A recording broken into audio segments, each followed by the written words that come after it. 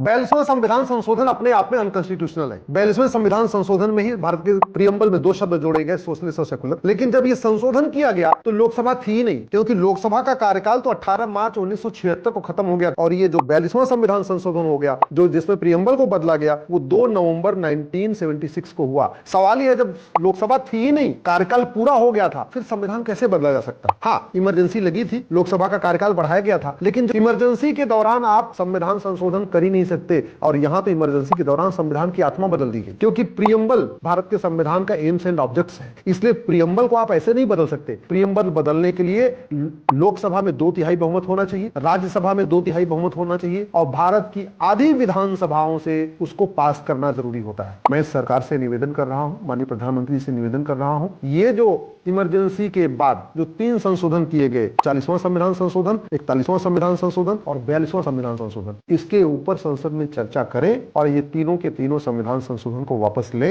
आपको सोशलिस्ट जोड़ना है, सेकुलर जोड़ना है, तो संविधान में व्यवस्था दी है, प्रियम्बल सरकार बदल सकती है, लेकिन बदलने का तरीका यह है 2/3 बहुमत लोकसभा में, 2/3 बहुमत राज्यसभा में, और भारत की आधी विधानसभाओं से पास करने के बाद ही प्रियम्बल को बदला जा सकता है। और अगर इमरजेंसी लगा के सोशलिस्ट जोड़ा जा सकता है, सेकुलर जोड़ा जा सकता है, तो फिर तो कुछ भी जोड़ा जा सकता है। और जब प्रक्रिया इलीगल हो गई तो स्वाभाविक सी बात है, संविधान संशोधन में इलीगल डिक्लेयर हो जाएगा।